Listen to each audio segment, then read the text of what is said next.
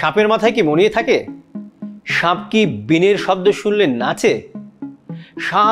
কোনো সাপকে মেরে ফেললে তার সহযোগী কোনো সাপ থাকে যে ভীষণ প্রতিশোধপরায়ণ হয়ে ওঠে? এই ধরনের বিশ্বাস কিন্তু আমাদের মধ্যে অনেকেরই আছে, এবং আমাদের বাংলা চলচ্চিত্র বলুন বা হিন্দি চলচ্চিত্র বলুন, সাপের এই যে আচরণগুলো, উদ্ভট আচরণগুলো, সেগুলোকে প্রতিষ্ঠা করার একটা চেষ্টা এ ধরনের ফিল্মে আমরা সবসময় দেখেছি, এ ধরনের চলচ্চিত্র আমরা সবসময় দেখেছি। এবং শুধু চলচ্চিত্র দেখে নয়, মানুষ লোকায়ত বিশ্বাসের ফলে, দীর্ঘদিন ধরে নানা ধরনের অপবিশ্বাসের ফলে সাপ সম্পর্কে এ ধরনের উদ্ভট নানা ধারণা মানুষের মধ্যে রয়ে গেছে। এবং এ নিয়ে একাধিক গবেষণা হয়েছে, সেখানে দেখা যাচ্ছে যে শুধু অল্প বয়সী মানুষেরা নয়, পূর্ণবয়স্ক প্রাপ্তবয়স্ক মানুষেরাও সাপ সম্পর্কে উদ্ভট সব ধারণা পোষণ করে থাকেন। সাপ বা সরীসৃপ জাতীয় প্রাণী সম্পর্কে মানুষের যে ধারণা, সেগুলো কেমন, এবং বাস্তবে আসলে এই জাতীয় এই প্রাণীগুলো, সাপ বা অন্যান্য সরীসৃপ প্রাণীগুলোর অবস্থাটা কি দেশে জানি। আগে যেটা ছিল যে সাপুরে সমাজ অথবা বেদে সমাজ, সাপ খেলা, এই বিষয়গুলোর মাধ্যমে আসলে বিভিন্ন ভাবে যেগুলা হয়তো সত্য কথা না, সেগুলা মানুষের মধ্যে প্রচার হয়ে গেছে। এর মাধ্যমে আসলে বিশেষ করে গ্রামীণ সমাজের মধ্যে, ইভেন যদি আমরা শহুরে সমাজ অথবা মানুষ, তাদের মধ্যে এই কুসংস্কার যেগুলা অথবা ভ্রান্ত ধারণা, এগুলো হচ্ছে চলে আসছে, এবং এগুলা হাজার বছর ধরেই বলা যায় শুধুমাত্র আমাদের বাঙালি সমাজের মধ্যেই অথবা আমাদের বাংলাদেশে এই ভ্রান্ত ধারণা আছে তা না, বিশ্বের বিভিন্ন জায়গাতেই আসলে আছে।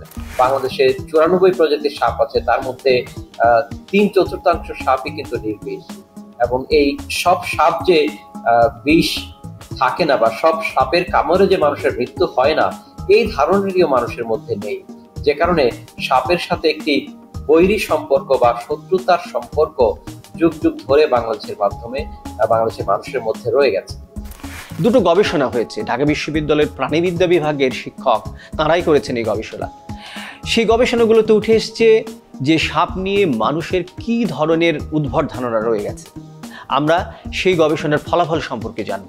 আমরা বেসিক্যালি হচ্ছে দুইটা কাজ করেছি সাপ সম্পর্কে, এবং যদি আরেকটু ব্রড সেন্সে বলি অথবা স্পেসিফিক বলি, তাহলে হচ্ছে আমাদের দুইটা কাজ ছিল সরীসৃপ নিয়ে। তার মধ্যে একটা ছিল শুধুমাত্র সাপ নিয়ে, এবং আরেকটা কাজ ছিল আমাদের মানুষের সাপ সহ অন্যান্য যে সকল সরীসৃপ আছে, যেমন হচ্ছে আমাদের দেশে হচ্ছে বিভিন্ন টিকটিকি জাতীয় প্রাণী পাওয়া যায়, কচ্ছপ পাওয়া যায়, এগুলার সম্পর্কে মানুষের যে সকল ধারণা আছে সেগুলো নিয়ে আমরা কাজ করেছিলাম। তো সাপ সাধারণত এইটা হচ্ছে বাধ্য করা হয়, যারা কিনা সাপুরে যারা থাকেন, সাপের খেলা যারা দেখান, তারা যেটা করেন যে সাপ ধরে রাখার পরে এই মানুষকে খেলা দেখানোর জন্য, অথবা সাপ যে ফনা তুলবে, নাচবে, অথবা দুধ খাচ্ছে এটা দেখাবে, এগুলা দেখানোর জন্য তারা হচ্ছে সাপকে অনেক সময় ধরে কোনো কিছু না খাইয়ে রাখে, অনেকটা টর্চার করেন। তো টর্চার করে এবং না খাইয়ে রাখার কারণে সাপ অনেক তৃষ্ণার্ত থাকে, এবং তৃষ্ণার্ত থাকার কারণে যখন সাপের খেলা দেখানো হয় তখন ওর সামনে যাই দেওয়া হয়, দুধ কেন যে কোনো কিছুই দেওয়া হলে সেটা হচ্ছে সে খাওয়ার চেষ্টা করে, যেহেতু অভুক্ত থাকে, তৃষ্ণার্ত থাকে। একইভাবে সাপের হচ্ছে প্রতিশোধ নেওয়ার যে ক্ষমতা, অথবা জোড়া থাকলে প্রতিশোধ নেয়, একটাকে মেরে ফেললে আর একটা এসে কামড় দিতে পারে, এই বিষয়টাও হচ্ছে আসলে ভিত্তিহীন। কারণ সাপের আসলে মানুষের যেরকম অথবা স্তন্যপায়ী প্রাণীর যেরকম মেমোরি, সাপের ক্ষেত্রে আর একটা হচ্ছে যে বিনের শব্দে সাপ নাচতে পারে, এটা হচ্ছে একটা খুবই কমন অপবিশ্বাস অথবা কুসংস্কার। এইটার ক্ষেত্রে যেটা হয়েছে যে আগে যেটা বলতেছিলাম যে যারা সাপুরে অথবা বেদে যারা সাপ রাখেন, সাপের খেলা দেখান, তারা সাপকে হচ্ছে অভুক্ত রাখেন, এবং যখন সাধারণত বিনের শব্দে যে নাচানোর যে খেলাটা দেখানো হয়, গোকরা জাতীয় সাপ যেগুলো, যারা ফোনা তুলতে পারে, এটাই হচ্ছে দেখা যায় মানুষের আকর্ষণ থাকে এই সাপগুলোর দিকে, যে ফোনা তুলতেছে অথবা ফোনা তোলার পরে মাথাটা, তাদের যে ফোনাটা সেটা দুলাইতে পারতেছে। এটা আসলে সাপুরে যেটা করে যে তাদের যে হাঁটু যেটা আছে সেটা কন্টিনিউয়াসলি তারা দোলাইতে থাকে, এবং তখন সাপ হচ্ছে ওইটা ট্রেস করার চেষ্টা করে যে আসলে হাঁটু দোলানোটা সে হচ্ছে মনে করে তাকে হয়তো আঘাত করার জন্য আসতেছে, এজন্য সে বারবার চোখ ওই হাঁটুকে ফোকাস করে বারবার হচ্ছে তার ফোনাটা নাড়াইতে থাকে।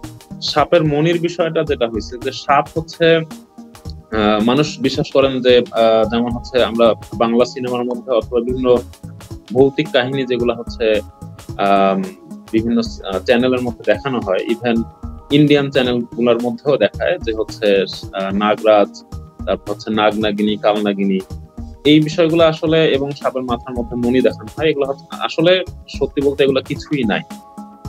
যেমন মণির কথা, যেটা মণি আসলে কি আদৌ এটা কি গঠিত হওয়া পসিবল, অথবা হচ্ছে এটা কি সাপের মাথার মধ্যে থাকতে পারে কিনা? সাপ সাধারণত খোলস পরিবর্তন করে।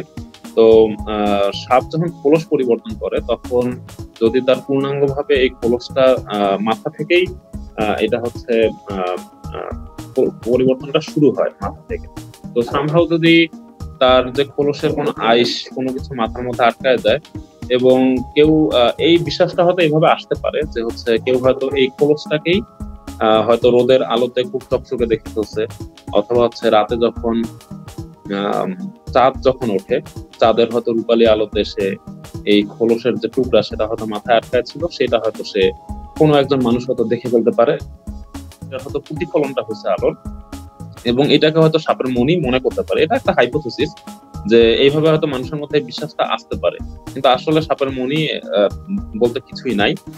সাপ নিয়ে আমাদের জনমনে এই যে উদ্ভট ধারণা, বিরূপ ধারণা, সাপকে মেরে ফেলার মতো একটা জিঘাংসা মানুষের মধ্যে কাজ করে, মানুষের মধ্যে এই যে জিঘাংসা, এর নেপথ্যে কারণ কি?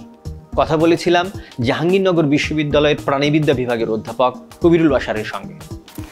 বাংলাদেশ ঐতিহ্যগতভাবেই শুধুমাত্র সাপ নয়, যে কোনো বন্যপ্রাণীর প্রতি একটু অসহিষ্ণু আচরণ ঐতিহ্যগতভাবে অনেক আগে থেকেই বাংলাদেশে ছিল। বাংলাদেশের মানুষ বন্যপ্রাণীর সম্বন্ধে যে সম্যক জ্ঞান বা বন্যপ্রাণীর যে উপকারিতা, এই সম্বন্ধে জ্ঞান খুবই কম থাকার কারণে বন্যপ্রাণীকে বাংলাদেশের মানুষ এক ধরনের শত্রুতে রূপান্তরিত করেছিল বা শত্রু হিসাবে ভাবত। শুরু থেকেই আপনি হয়তো দেখে থাকবেন যে বাংলাদেশে শিয়াল, বেজি, সজারু বা বন বিড়াল বা যে কোনো বন্যপ্রাণী হোক, এই বন্যপ্রাণীকে মেরে বীরত্ব দেখানো বা উল্লাস করা, এটি কিন্তু গ্রাম অঞ্চলের একটি স্বাভাবিক ঘটনা বলে অনেকেই ধারণা করত, এবং এটিকে একটি বীরত্বের কাজ হিসেবে একটা সময় আমরা দেখেছি। কিন্তু বর্তমান সময়ে নানান ভাবে বিভিন্ন ধরনের প্রচারণা, শিক্ষামূলক ভিডিও, বন্যপ্রাণী আইন, সবকিছুর কল্যাণে আমরা কিছু কিছু মানুষ হয়তো এই বিষয়ে সচেতন হয়েছে, কিন্তু মাস পিপুল বা জনসাধারণ কিন্তু এখনো পর্যন্ত বন্যপ্রাণীর ব্যাপারে সচেতন হয়নি। কিন্তু সাপের ব্যাপারে তো আরো বেশি অসচেতন। আপনি জানেন যে সাপ, যেহেতু সাপের কামড়ে মানুষের মৃত্যু হয়, সেই জন্য সাপকে তো বন্যপ্রাণী হিসেবেও অনেকে মানে না, সাপকে শত্রু হিসেবে মানুষ ধারণা করে নেয়, এবং যুগ যুগ ধরে এই ধারণাটি আমাদের মধ্যে চলে এসেছে। সাপ বা বন্য প্রাণী নিয়ে আমাদের সাধারণ ধারণা খুব পরিষ্কার নয়। খুব পরিষ্কার নয় এইটুকু বললেই শেষ হয়ে যায় না, আসলে আমরা এই প্রাণীগুলোর উপর ভীষণ বিদ্বেষ পোষণ করি। এই যে বিদ্বেষ, মানুষের জনমনে এবং শিক্ষার্থীদের মধ্যে বিদ্বেষ, সেইটা নিরসনে আসলে কি করা উচিত? আমাদের শিক্ষা ব্যবস্থায় ছোটবেলা থেকে কোনোদিন সাপের উপকারিতা সম্বন্ধে কিন্তু কোথাও লেখা হয়নি। বন্যপ্রাণীর যে উপকারিতা, এই উপকারিতা সম্পর্কে কিন্তু কোথাও লেখা হয়নি। আমাদের শিক্ষা ব্যবস্থায় ক্লাস 1 থেকে শুরু করে ক্লাস 8 পর্যন্ত যে কোনো একটি জায়গাতে বন্যপ্রাণী এবং বন্যপ্রাণীর উপকারিতা, প্রকৃতিতে তার অবদান, এই নিয়ে আসলে আমাদের একটি চ্যাপ্টার, কমপক্ষে একটি চ্যাপ্টার থাকা উচিত, যে কোন ধরনের বন্যপ্রাণী খাদ্য শৃঙ্খলে আমাদেরকে কিভাবে উপকার করে। সেইটি থাকলেই আমরা ছোটবেলা থেকেই বন্যপ্রাণীর সম্বন্ধে সম্যক জ্ঞান এবং যে সহিষ্ণু আচরণ, এই আচরণটা আমরা শিখতে পারবো।